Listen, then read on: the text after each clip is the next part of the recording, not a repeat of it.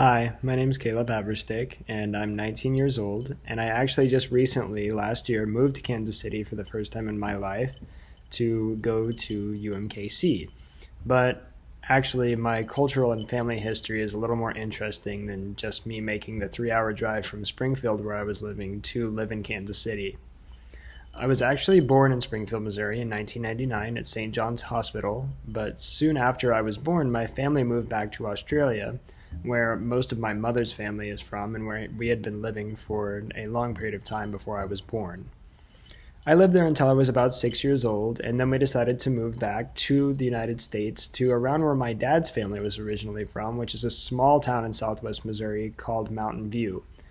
Down in that area, we have a large farm that's been in our family for centuries and centuries, and we actually have a really cool old cemetery there where I can trace back my family for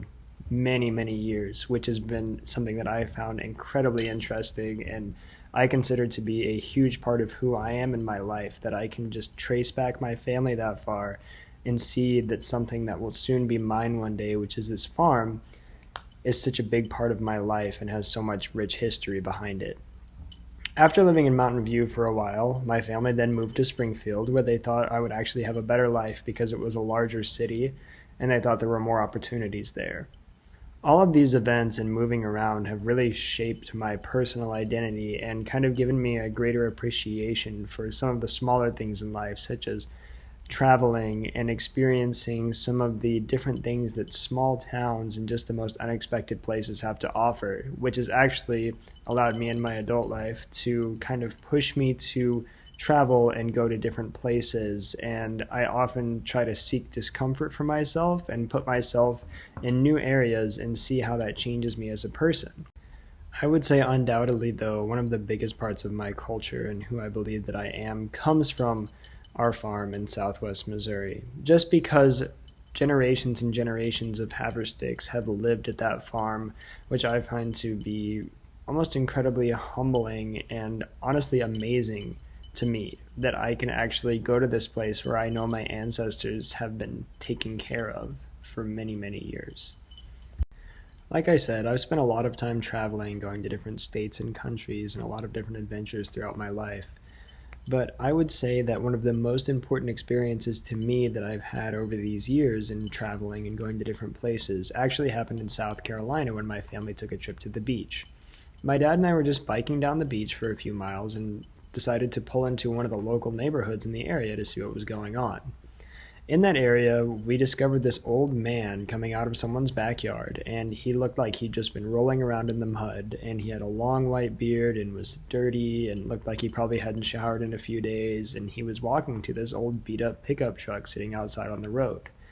Now, as much as I hate to admit it, I have become a little biased over my years because I was raised going to a private school, and a lot of my friends' parents, along with my own, were either doctors or lawyers or accountants and had all gone to very prestigious schools and kind of considered themselves to be the upper echelon of society. And like I said, as much as I hate to admit it, this had kind of made me biased to the fact that I thought this might be the only way to live. And that if I decided to ever pursue another profession that maybe wasn't considered as regal or as respected as some of these other ones, that I would be considered lesser than. However, when I talked to this man at 14 years old, it almost completely changed my outlook on this. It turns out when we talked to him that he was actually an alligator catcher for this area. And my first thought was, okay, this sounds like a terrible profession. Why would anyone ever want to do this?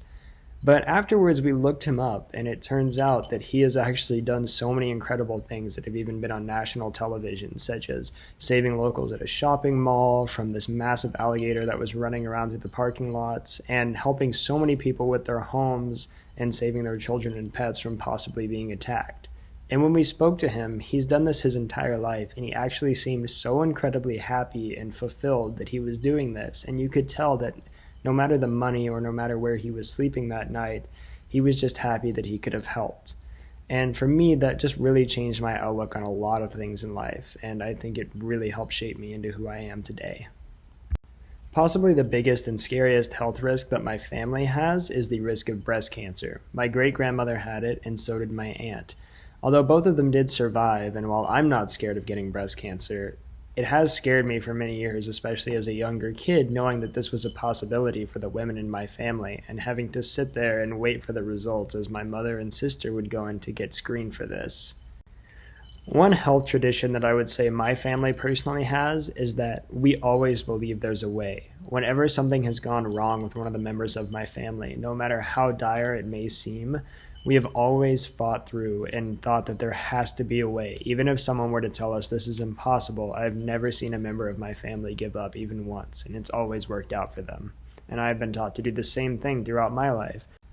How I came to be in medical school is actually very interesting. When I looked back at one of my fourth grade presentations, it actually turns out that I'd written down that I wanted to come to UMKC so that way I could be in medical school right out of high school. So it turns out that this has been something that I've been striving for my entire life because I've always known since I was a little kid that this was my passion and that I just wanted to help people. I would say my biggest influence for going into the field of medicine would have to be my father, who's a family practice physician. I've seen him have such a great impact on so many people's lives, and I have seen them come to him and even visit our home and send him thank you letters just for the relief that he's provided them or the help or the support that he's given them over the years, whether it's accomplishing their goals or helping them out of some sort of illness or helping relieve one of their family members.